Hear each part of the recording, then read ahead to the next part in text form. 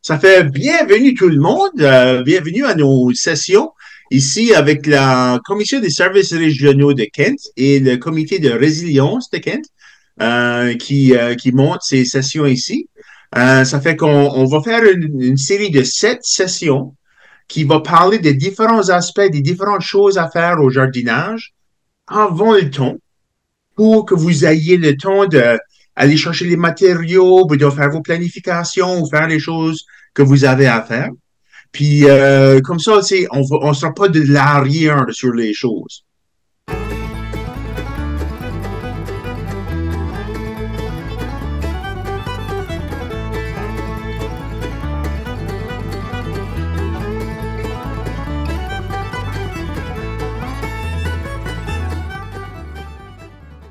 Ça fait qu'aujourd'hui, on va parler à propos du calendrier du jardinage. Puis nous autres, ici, on est sur le bord de la côte est du Nouveau-Brunswick, à côté du détroit de Northumberland. Il y a du vent, puis ça a un gros impact sur notre climat. Ça fait que le jardinage, les dates qu'on va faire des choses ici, vont être comme dans différentes régions. Ça fait que ce qu'on va faire aujourd'hui, c'est parler à propos des différentes dates que moi j'ai trouvées dans mon jardin qui a bien marché pour tu sais, là, se détourner autour des gels puis des dates que certaines choses vont se passer. Ça fait qu'on va parler un petit peu à propos des solstices. OK? Ça fait qu'on finit juste de sortir le mois de décembre, janvier. Décembre, le 21, c'est la journée la plus courte de l'année qui nous donne seulement 8 heures et 45 minutes de notre journée, puis le reste, c'est toute la nuit, là, tu sais. Ça qui arrive, si vous remarquez, vous gardez l'ongle, le rond qui est en bas, autour ici, que le soleil se lève puis fait le tour, ça fait un ongle très bas. Le soleil se lève à cette heure-là, à 8 heures du matin, puis il se couche à quasiment 6 heures le soir. Mais dans l'été, le soleil monte beaucoup, il fait une arc beaucoup plus haute dans le ciel. Puis il nous donne le 21 juin, c'est la journée la plus longue de l'année. Le premier jour de l'été, c'est la journée la plus longue de l'année. Il ne faut pas oublier ça. Parce que là, sur le lead-up à la première journée de l'été, on a eu beaucoup de soleil. Là, puis il y en a beaucoup d'entre nous autres, on a peut-être seulement planté notre jardin le 10 de juin. T'sais. Mais là, c'est qu'on a perdu une grosse partie de notre saison là, de beau soleil, des grandes heures de soleil. Là, ça fait que c'est une bonne idée de prendre un petit peu de l'avant. Puis il y a certaines choses qu'on peut mettre dans le jardin longtemps avant ça pour que ça marche très, très bien. Là, que c'est le temps de pousser. On va retourner à ces deux slides-là une couple de fois. Mais si vous remarquez, le soleil se lève à 5h30 du matin, puis se couche à 9h20 du soir. C'est une grande, grande journée. Nous autres, à où c'est qu'on est géographiquement, c'est un des cadeaux qu'on a, c'est que ça nous donne une très, très longue journée. Beaucoup de soleil. Ça fait que peut-être on est jaloux du sud, tu sais qu'il n'y a pas d'hiver, puis c'est des grandes saisons, mais les plantes poussent lentement là-bas. Parce que au plus proche de l'équateur, les journées sont plus égales, sont plus proches comme ça se dévie pas beaucoup de 12 heures.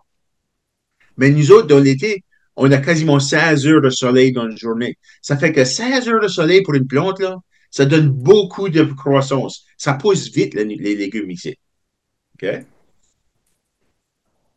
Ça fait que une des premières choses qu'on veut planter, nous autres, au jardinage, c'est qu'il faut commencer avec nos oignons. Ça prend quasiment 100 jours ou 110, 120 jours, dépendamment de la variété, pour que les oignons puissent maturer. Puis si vous remarquez tantôt, là, on a parlé du solstice de l'été, le 21 juin. Ben, ça, c'est ce que c'est que les journées commencent à se raccourcir. Pour un oignon, c'est ça qui lui fait faire sa bulle. Ça fait que si on a juste planté nos oignons 7 le 10 de juin, ils ont juste le temps de pousser des feuilles pour se rendre jusqu'au 21 juin. C'est là à peine 11 jours avant que le soleil lui dit de commencer à faire sa bulle. mais il n'y a pas assez fait de feuilles pour faire une grosse bulle. Chaque tige, chaque feuille qui pousse sur un oignon, ça représente un anneau dedans l'oignon. Ça fait que pour nous autres, si on veut avoir des gros oignons, il faut qu'on commence nos oignons très tôt, aussi tôt que possible. Mois d'avril, on peut les planter de haut. Moi, ça, je fais ici, chez nous. Je les plante dans des trays, je les saupoudre comme du pepper. C'est là, comme du poivre, dessus toute une surface. Je prends un gros contenant comme ça, puis je le couvre. Puis ça, les graines d'oignon, ça pousse comme du gazon. OK? Ils sont toutes proches à proche. Je les laisse pousser comme ça, puis je les coupe les cheveux un petit peu. Parce que c'est que, pour une raison, on va en parler un petit peu tout à l'heure. Mais pour tout de suite, essentiellement, on va juste, pour sauver d'espace, souvent, je les plante juste tout à un contenant. Puis là, rendu au mois d'avril, les oignons sont capables d'endurer du gel. Ça fait qu'on peut aussitôt que c'est dégelé de haut, puis la terre et commence à être, qu'on peut la travailler un petit peu, on peut déjà commencer à mettre nos oignons de haut, c'est OK. Ils vont pouvoir endurer du gel. Ici, on a un frost blanket ou une couverture pour les protéger du gel. On peut le mettre dessus pour lui donner un petit peu d'avantage. Il peut endurer le frais, mais si on lui donne un petit peu de protection, là, ça donne beaucoup de bénéfices. Ça fait comme pour moi, c'est du fun parce que au mois de février, d'habitude, j'attends l'entour du mi-temps de février, vers la fin de février, là, avant de les semer, mes graines d'oignon. Ça pousse, ça germine pas mal vite. Ça prend normalement à peu près une semaine. Une semaine, peut-être une semaine et demie, quelque chose comme ça. Puis, c'est ça, on peut les diviser, on peut les laisser pousser dans le même contenant. Au bout d'un, on peut même les piquer puis les transplanter dans d'autres contenants si on veut, là. Si on voit qu'ils commencent à être s'ils sont trop tassés, là, des fois, c'est une bonne idée de les séparer un petit peu. Parce que s'ils sont trop tassés, ils vont avoir beaucoup de désavantages puis ils vont pas pouvoir continuer à grandir à leur rythme. Un oignon, par exemple, lui, il n'a pas besoin de beaucoup d'air. Même, j'ai des oignons qui sont vivaces, souvent comme des chives, des petits oignons verts. Ça pousse à travers de la neige. Ça fait qu'ils sont vraiment juste délicats quand on les transplante, puis ils sont pour la première 2 semaines qu'ils sont dehors. Après ça, ils n'ont pas besoin de protection pour tout. Puis, par exemple, garde ces choses-là parce qu'il y a d'autres légumes qu'on va regarder à ça. Parce que là, on va mettre nos oignons premiers, puis il y a d'autres légumes qui vont s'en venir plus tard, puis les frost blankets vont aller pousser aussi. Là. Puis, il y en a un de eux en particulier, c'est le céleri. Puis on va en parler d'une seconde. Mais tout de suite, je vais en parler un petit peu des polycultures. Ça, c'est une chose que moi, chez moi, on fait beaucoup. Si vous voyez sur la photo, on a des choux, une petite rangée d'écosse, puis c'est en arrière de ça, on a des poireaux. Ça fait que les poireaux, j'aime de les faire pousser à côté de mes choux parce que la senteur de l'oignon cache le chou des petites bébés, des petits vers là, qui viennent manger nos choux. Là. Mhm. Mais si on entoure nos saillons de choux d'oignons, ça aide à les cacher parce que c'est comme ça que les petits papillons blancs vont trouver nos choux. C'est par la senteur, par l'odorat. Puis, en planifiant notre jardin comme ça, on peut mettre nos oignons avec nos choux, mais quand est-ce que c'est qu'on veut les mettre dans notre jardin? C'est important de savoir qu'on va le faire, ça. Comme vous voyez, moi, mes jardins, ils sont à peu près 36 pouces de large. Ça fait que ça me donne une grande surface à mettre plusieurs différentes rangées de différents légumes ensemble pour faire des combinaisons. Ça fait que j'aime de mettre mes oignons là, sur le dehors du jardin, là, puis entourer le jardin avec de l'oignon. N'importe où ce que c'est qui va avoir des choux. Ça fait que si on sait qu'on va mettre des choux dans ce jardin-là, on peut mettre notre rangée d'oignons sur le bord sud du jardin parce que c'est une petite plante qui fait pas beaucoup de sol, qui fait pas beaucoup d'ombrage. Puis on peut planter d'autres choses qui est plus haut sur le bord nord de ces petites plantes courtes-là. Tu sais? Ça fait qu'on peut planifier par faire une petite rangée d'oignons au bord sud du jardin, les protéger, garder le reste du jardin couvert jusqu'à temps que c'est temps de planter les autres légumes qui vont venir plus tard. Tu sais? Moi, chez moi, j'aime de mettre des tarpes ou du compost ou du paillis pour protéger la surface du jardin. Je laisse jamais ma terre nue. Puis aussi pour réduire les mauvaises herbes, c'est souvent des tarpes, là, des bauches en français. Que ça peut, si ça peut arrêter la lumière, toutes les mauvaises herbes qui vont essayer de pousser dans ces sections-là, euh, ça va pas pouvoir profiter parce qu'il n'y a pas de soleil. Puis là, on peut retirer ces bauches-là plus tard, mais quand c'est temps de venir à planter ces autres légumes-là. Ça fait que les choux que vous voyez là, puis les cosses que vous voyez là, ben, eux, ils ont tous été semés quasiment un mois ou deux, un mois et demi plus tard que mes poireaux avaient été plantés. Puis aussi, le céleri, c'est un autre légume qu'on peut planter dans ce temps-ci de l'année, parce que ça prend longtemps à pousser. Puis c'est un légume que si on prend de l'avance au début de la saison, il fait des tiges, hein?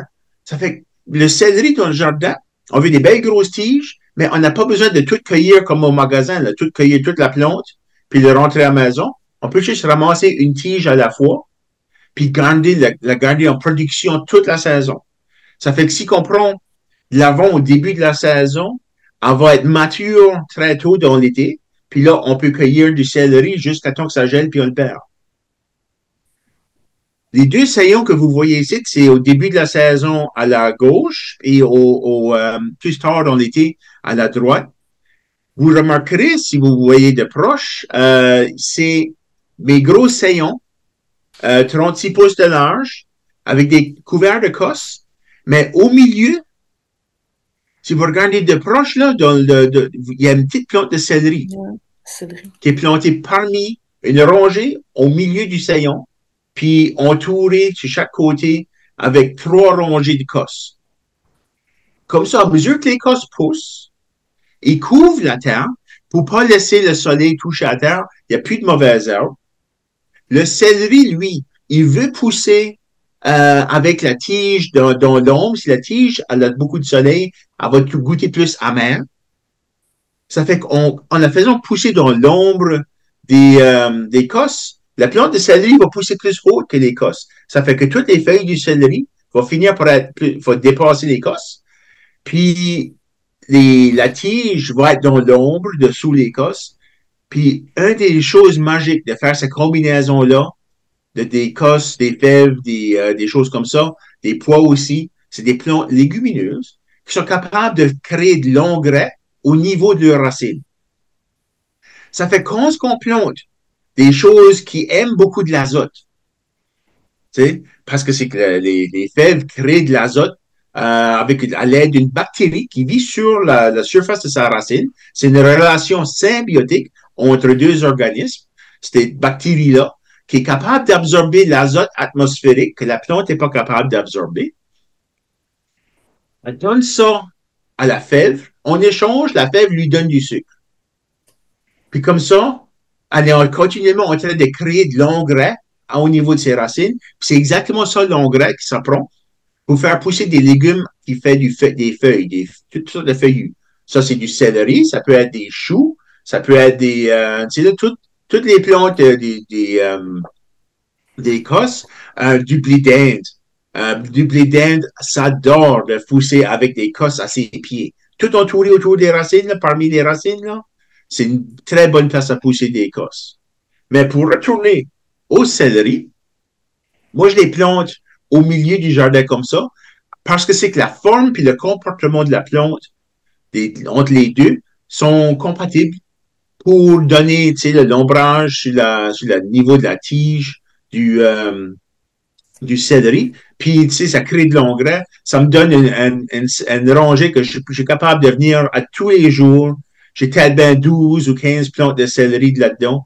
Puis, je peux me ramasser, là, une tige ou 2 tiges sur chaque plante. Puis, m'en venir avec un gros bundle, là, tous les jours. Puis, je peux revenir, puis revenir, puis revenir. Puis, c'est continuel comme ça jusqu'à temps que le gros gel fasse à la fin de septembre, début octobre. Ça fait que de juin, juillet jusqu'à octobre, tu as du céleri à tous les jours. Ça fait, c'est souvent que moi, je vais venir, puis je vais les amener à la maison, puis je vais les chopper, puis je vais les mettre je vais les mettre à geler. mes céleris comme ça. Puis je les accumule, je mange tout ce que je veux, puis si qui veut commence à tourner mauvais, ben, je les gèle, puis là, je les accumule à travers de l'hiver. Puis comme ça, quand si je vais faire une soupe, un fricot, je vais faire, tu sais, là, n'importe quoi qui aurait du céleri dedans, le mettre. Une sauce spaghetti, tu sais, là. On peut aller les chercher, puis ça se tire bien dedans le ragoût, puis dedans le fricot, ces choses-là.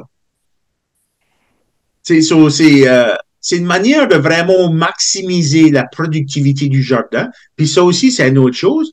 Le céleri, quand on le plante au printemps, on attend, parce que le céleri n'aime pas trop le gel, on peut attendre en même temps qu'après le dernier gel de l'année, qui est une habitude, c'est le 24 de mai. On va regarder bien à ça tout à l'heure, mais le 24 de mai, officiellement, là, c'est le 24 de mai, mais c'est jamais le 24 de mai. Ici, à cause qu'on est sur le bord de la mer, c'est comme tous ces règlements-là qui nous disent là, que c'est OK, c'est le 24 de mai, mais c'est comme flexible un petit peu. Là, il peut y avoir des gels longtemps après ça. Là. Puis ça se peut qu'il fasse très, très beau. Je m'ai déjà vu au mois de mai à 30 degrés Celsius à gratouiller dedans mon jardin, là, puis pas être capable, tu sais, là, c'est vraiment une chaleur épouvantable, tu sais. Mais c'est juste, c'est ça que c'est ici, là. C'est imprévisible, le climat qu'on a ici. Là. Les températures, ça fluctue beaucoup. Ça fait que le dernier gel, d'habitude, c'est le 24 de mai. Mais d'habitude, ça je fais, moi, je donne une couple de semaines, le 24 de... Moi, d'habitude, là, c'est plus safe, surtout pour des choses comme des concombres, puis des courges, tu sais, des squash, toutes sortes d'affaires comme ça, qui est vraiment délicat. Pour le gel, j'attends alentour du 10 de juin avant de les semer, moi, de haut. Puis, ça fait qu'alentour de pendant cette semaine-là, on peut aller un petit peu de bonheur si on met un frost blanket dessus le fait. On peut planter un petit peu de bonheur. Tu sais, là, des fois, je mets deux couches de frost blanket juste pour faire sûr. Puis tu plantes tu transplantes tes céleris, tu les divises individuellement, espacés, là, tu sais, un bon 5 ou 6 pouces, il y a de l'autre. Puis ensuite de ça, picoche des cosses tout autour, à tous les 4 pouces, je stick mon doigt dans la terre, je mets une graine de cosse. Puis ensuite, on couvre tout ça, tu sais, là, avec un petit peu de compost. Puis le frost blanket, on fait sûr de mettre beaucoup de roches là, tout le long. C'est une petite hint pour vous autres, là. Gardez des roches autour de votre jardin. Parce que là, ça peut garder vos frost blankets, ça peut garder vos tarps en place, puis ça peut aussi garder des filets pour protéger contre des différentes bébites, comme des choux, des brocolis, des affaires comme ça. C'est une bonne idée de mettre un petit filet de net dessus le fait pour arrêter ces bébites-là. Garder des roches autour du jardin, là, c'est une bonne chose. Puis en même temps, si vous avez des limaces, dans le jour, si vous voulez les débarrasser de vos limaces, levez vos roches, c'est là ce qu'ils vont être. Ça fait passer avec un petit sio là, avec de l'eau salée, là, puis juste pop tes limaces là-dedans.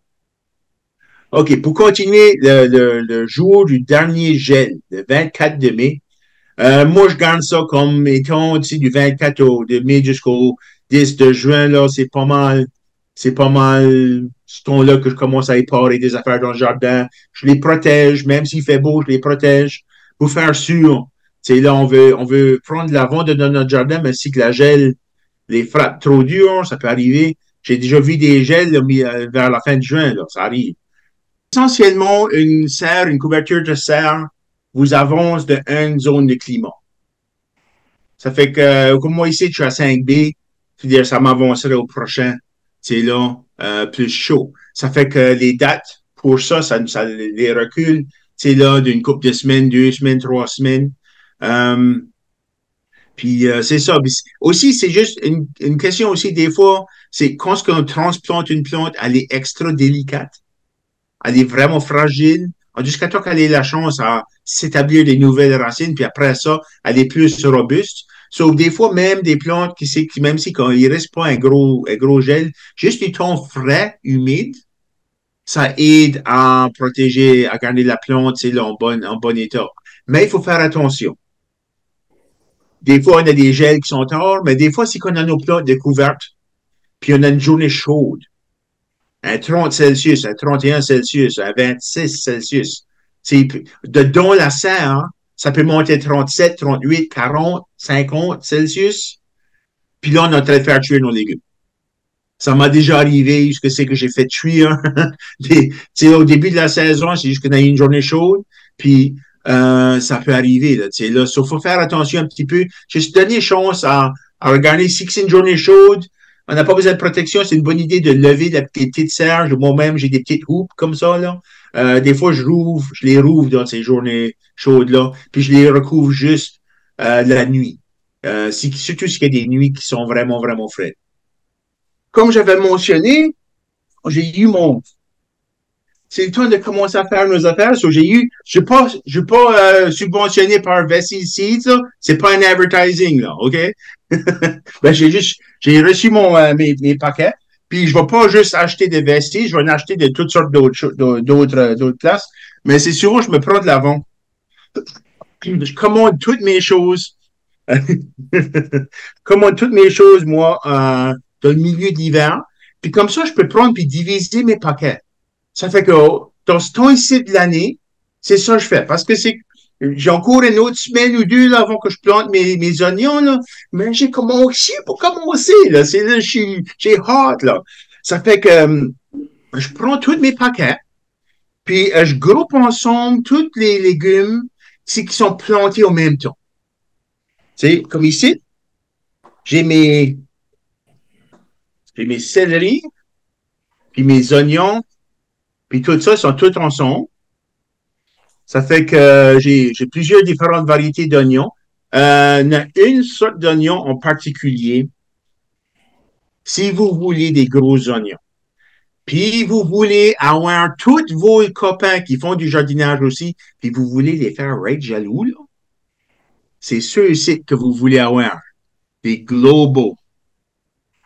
OK? Poussés par graines. On ne peut pas avoir ceux-ci par set. Sont poussés par graines. On les commence dans ce temps-ci de l'année. On les met dans le jardin. Aussitôt que ça dégèle. Mois d'avril, tu sais, la fin mars, début avril, là, on peut commencer à les mettre dans le jardin. Dépendamment, on veut dire, s'il y a encore 3 pieds de neige, obviously, on ne peut pas rentrer dedans, mais si ça a tout fondu, là, une fois que ça fond, on peut rentrer ça de là-dedans. Quand je l'ai mentionné tantôt, là, le premier jour d'été, là, ben, c'est ça la raise pour nous autres. On veut les rentrer nos oignons dehors aussitôt que possible. Puis si tu fais ça, tu sors tes oignons de bonne heure, tu donnes la place, fais sûr de donner de l'espace entre les oignons, qu'il y ait au moins 5 ou 4 ou 5 pouces, surtout les globaux, parce qu'il faut penser, là, un globo fait un oignon gros de mer. OK? C'est des gros, gros, gros oignons. Même, si vous voulez voir à quoi c'est que ça ressemble et comment c'est que ça pousse, j'ai fait une vidéo l'année passée, jusqu'à ce que j'ai montré comment j'ai planté des graines d'oignons. Puis, quoi c'est que ça ressemble quand c'est qu'on l'a dans le jardin. Si vous allez sur la chaîne YouTube Monsieur Carotte, vous allez chercher dedans les vidéos de l'année passée. J'en ai un qui est marqué nos premières graines de l'année 2023. Mais c'est ça que c'est. C'est des globaux que j'ai plantés là. Puis, vous pouvez voir dans la vidéo quoi c'est que ça ressemble une fois que ça pousse. C'est ça le truc. On ne peut pas faire des si gros oignons si on les plante tard. La plupart des mondes vont juste planter leur jardin au mois de juin, au début de juin. Puis ça fait que si vous autres, vous allez mettre vos semences que vous avez startées au mois de février, vous les mettez dans le jardin au mois d'avril, rendu au mois de juin, tandis que tout le monde a tous des petits oignons secs, le gros de même, là, puis mettons ça dans le jardin, vous autres, vous avez déjà des oignons qui sont prêts à la grandeur d'un marché. Puis vos globaux vont être prêts à récolter au mois d'août. Ça fait que là, c'est un bon temps pour amener vos amis de votre jardin, puis vous braguer de vos beaux gros oignons que les ne sont pas capables de faire pousser, puis ils vont tous se demander, puis s'arracher les cheveux. Comment se fait que moi, je peux pas avoir des oignons de mer? Qu'est-ce que moi, je fais de wrong? Puis c'est ça, c'est toute une question de timing. La longueur de la journée, c'est de donner le temps de la plante à développer, faire pousser toutes les feuilles qu'elle a besoin de pousser avant que le premier jour du soleil puis que les journées commencent à se raccourcir, qui va triggerer, qui va faire développer des hormones dedans de l'oignon pour la faire sa bulbe. C'est un truc avec les oignons, par exemple. Si la tige, ce qui c'est que les feuilles montent à les plier, elle arrête de faire sa croissance. La bulle ne va pas continuer à grossir. Ça fait que si vous avez beaucoup, beaucoup de feuilles, c'est pas une mauvaise idée de passer avec un ciseau, puis juste donner une petite haircut. Les couper à la moitié de leur hauteur. Enlever les mettre moins pesants, les faites plus légers. Comme ça, la pesanteur ne va pas faire tomber toute cette masse de feuilles-là. Puis, vous pouvez avoir encore plus de croissance de vos oignons. Parce que, on va dire, cette méthode-ci va faire des gros tas de feuilles. Puis rappelez-vous, chaque tige, chaque feuille qui pousse d'un oignon représente un anneau. Le plus de feuilles, c'est là, le plus gros que l'oignon a le potentiel de devenir. Ça fait que là, on peut parler ça fait des gros tas de feuilles, là, ça devient gros. Ça fait que pour plusieurs d'entre nous autres, surtout dans la cuisine acadienne, les herbes salées, ben, c'est une bâton d'aller au milieu de l'été. On fait une petite haircut dessus nos oignons, puis on trim tout ça, coupe tout ça tout petit, puis on met ça dedans une bouteille mason jar, un petit peu de sel, d'autres oignons, un petit peu de sel, d'autres oignons, un petit peu de sel, puis nous voilà nos herbes salées, puis on est en train de récolter puis accumuler ça tout au long de l'été. Rendu l'hiver, on a 4, 5, dépendamment de combien d'oignons qu'on fait pousser, on peut avoir 4, 5, 6, une douzaine de bouteilles d'herbes salées déjà prêtes qui espèrent pour des différents mets qu'on va faire sur notre table, puis distribuer à notre famille, puis tout faire tout le monde bien content, là, tu sais. Ça fait que ça, c'est une couple de petits trucs ici pour vraiment développer notre jardin. Puis c'est ça, je mets mes oignons puis mon céleri ensemble. Je les prends avec un petit élastique, puis je les mets en dessous. Puis ensuite de ça, les prochains qu'on va semer, ça va être les piments. On va en parler dans une de nos sessions qui va s'en venir plus tard. Au mois de mars, on plante nos piments, puis il y en a un truc pour les faire pousser gros, les faire pousser solides, qu'ils soient capables de porter une grosse pesanteur de légumes. Mais il faut se prendre un petit peu de l'avant. Puis, c'est pas la prochaine session, mais c'est la session d'ensuite. On va regarder à nos piments. Après ça, au mois d'avril, on va faire nos oignons, nos tomates. Puis, avec les tomates, on va aussi faire nos choux, nos brocolis, toutes ces choses-là. Des choux de Bruxelles aussi. Ça fait qu'on ne veut pas les commencer trop de bonne heure, puis ça, ils ont tout floppy, puis comme tout magané. On ne veut pas que les légumes commencent à fleurir dans le pot. Tu sais, là, on veut lui donner le temps de pousser un petit peu. Puis là, puis surtout les choux, on ne veut pas que les choux soient trop gros quand on les transplante. Mais tu sais, là, on peut les commencer autour du mois d'avril. Mais les concombres, toutes ces choses-là, on peut juste espérer 2 semaines avant de les planter de haut. Ça fait que toutes mes concombres, toutes mes citrouilles, toutes ces choses-là, toutes les courges, les zucchini, je les plante le 24 mai dans des pots à la maison. Puis le 10 de juin, je suis prêt à les mettre dehors. Puis là, je prends ma frost blanket, puis je les couvre jusqu'à temps que c'est que je me sens sécure que le risque de gel est complètement passé. La seule chose qui va tuer une tomate, c'est le gel puis le blight. Mais c'est une plante qui est vraiment robuste. On peut les planter, même si ils sont toutes poussées, toutes longues puis minces, puis des grandes tiges avec quasiment pas de feuilles. Tu peux prendre ta grande tige puis l'entourer puis tout l'enterrer, puis ça va faire des racines tout le long de sa tige. Ça fait, oui, on peut commencer une tomate très de bonne heure, mais c'est pas recommandé parce que ça prend beaucoup de place. Puis là, ça devient, t'as plus de place à vivre dans ta maison, t'es complètement couvert, ben, comme moi ici, t'es complètement couvert de feuilles, de plantes. T'as pas de place à tourner de bord dans ta maison. Parce que ça devient, c'est tout du feuillage, là, tu sais.